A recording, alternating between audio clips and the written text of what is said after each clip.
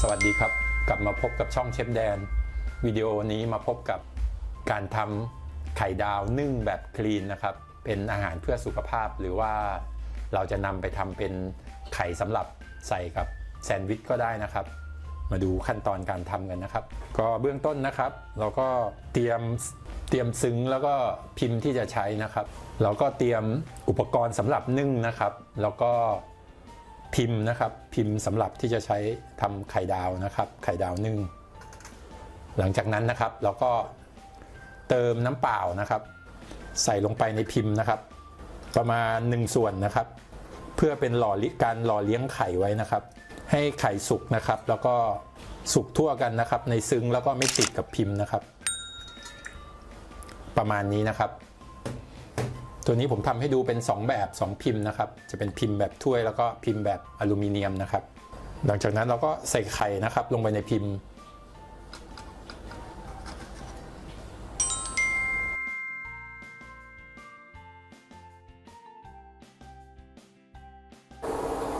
เมื่อเตรียมไข่เรียบร้อยนะครับประมาณนี้นะครับเราก็ตั้งน้ำนะครับให้เดือดคือน้ำต้องเดือดก่อนนะครับถึงจะนำไข่ลงนึ่งได้นะครับจะนึ่งไข่เป็นเวลา6 นาทีนะครับนี่ผมตั้งเวลาไว้ก่อนนะครับไข่ก็จะสุกพอดีนะครับตรงกลางเป็นสีแดงๆนิดนึงนะครับแต่เพื่อนๆสามารถจะปรับเวลาขึ้นลงได้นะครับเช่น5 นาทีครึ่งหรือ6 นาทีครึ่งถ้าชอบสุกมาก5 นาทีครึ่งถ้าชอบให้มันนุ่มกว่านี้หรือว่าเยิ้มๆกว่านี้นะครับเมื่อน้ำเดือดแล้วนะครับ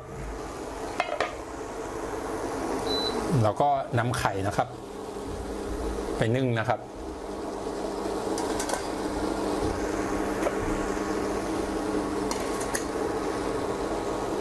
นึ่งเป็นเวลา6 นาทีนะครับ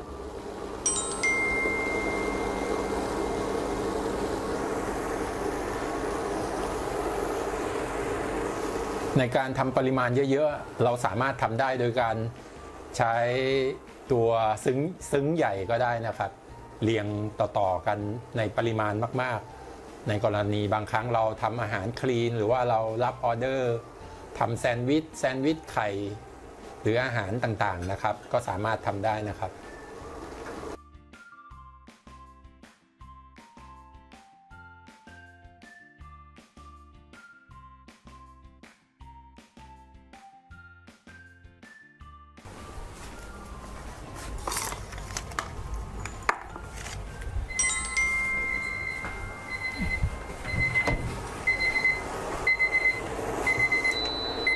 เมื่อครบ6 นาทีนะครับเราก็ปิดไฟนะครับ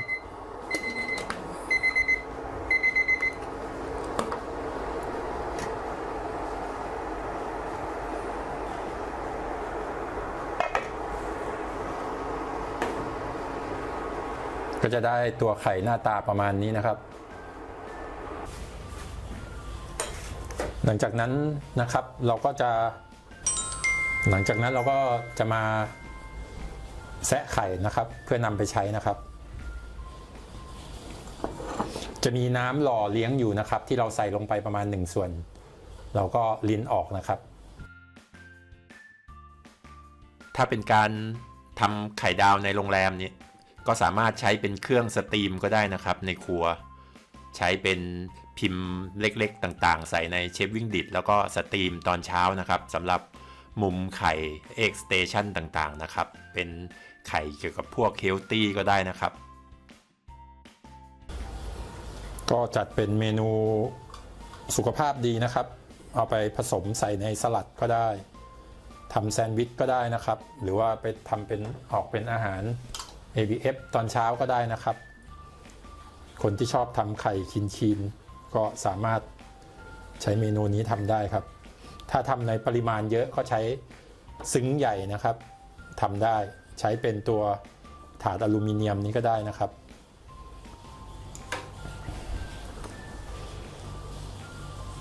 ก็จะได้ประมาณนี้ก็จะได้หน้าตาไข่ประมาณนี้นะครับสวยงามน่าทานดีนะครับสำหรับตัวไข่ดาวนึ่งนะครับ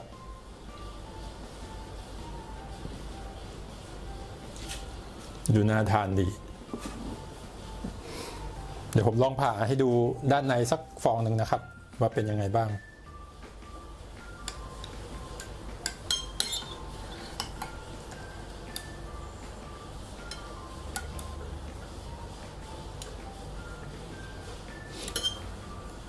ก็จะได้ประมาณนี้นะครับ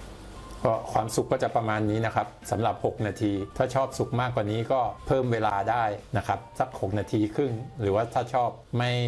สุกเยิ้มๆกว่านี้นะครับก็ลดเวลาลงมาเหลือสัก5นาทีครึ่งก็ได้นะครับก็ประมาณนี้ครับเมนูไข่ดาวนึ่งเพื่อสุขภาพนะครับก็ถ้าวิดีโอนี้มีประโยชน์ก็ฝากกดไลค์กดแชร์กดติดตามช่องเชฟแดนเพจเชฟแดนด้วยนะครับขอบคุณมากครับสวัสดีครับ